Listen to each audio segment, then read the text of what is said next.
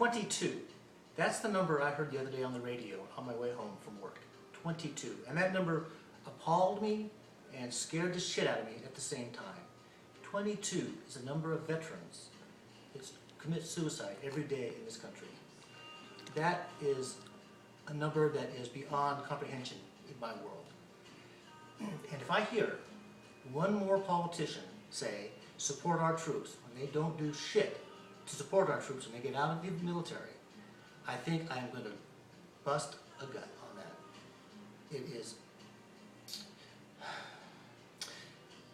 In my research, I have found, since I heard that number, there are more veterans committing suicide than there are actually killed in action. How can that be? How can we not take care of our people that have put their lives on the line to protect our freedom every day, allow them to come home, not find suitable employment, not receive the support that they need, and allow them to fall into despair? Let me put this on a personal level too.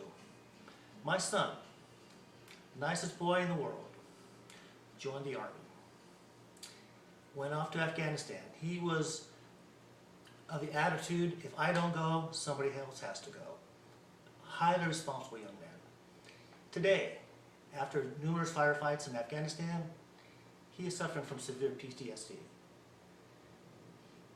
He struggles very much with thoughts of suicide.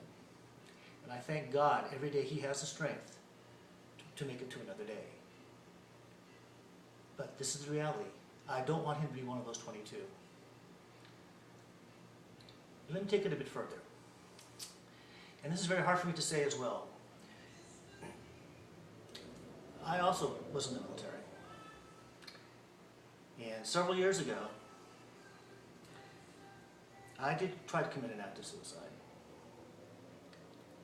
And it was one of the most selfish acts I have ever committed. I hurt so many people. And to this day, they're very wounded by this. And I know that has also affected my son. And we talk about it.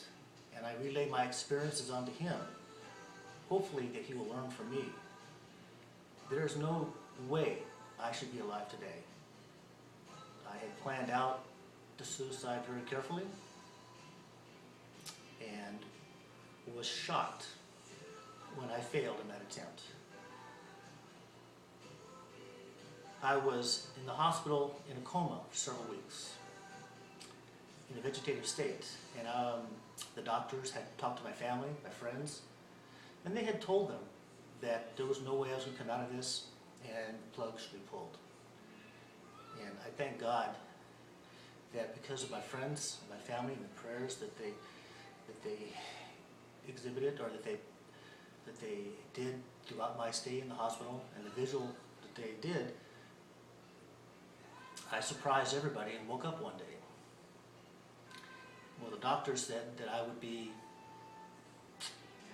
less than full capacity when I came to. Again, I surprised everybody.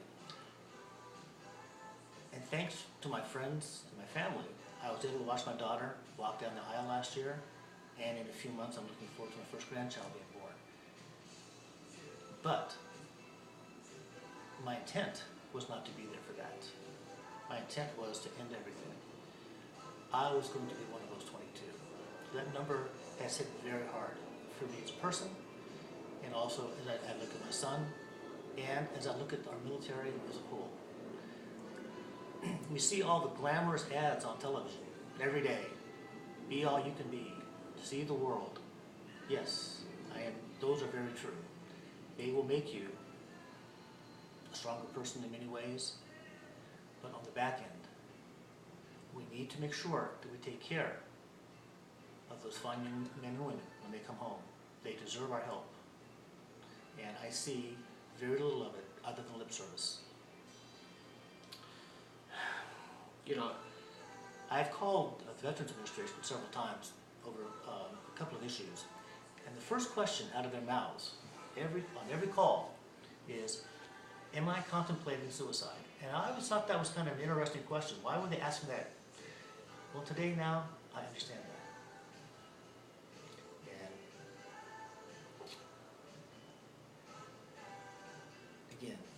it's something that we need to address. I call upon our leaders, not just at the national level, but at the local level. Because the local level leaders have far more impact on our lives than national leaders do. They're the ones that can actually set up programs that affect us directly. I call upon leaders both nationally and locally to put real programs in place and stop with the I support our troops nonsense. That means nothing unless there's actions behind those words. I do thank you for your time today. I will be coming back with some more detailed analysis of the situation, but I do thank you for listening to me and letting me tell you my story and my fears and my hopes as we go forward from this day.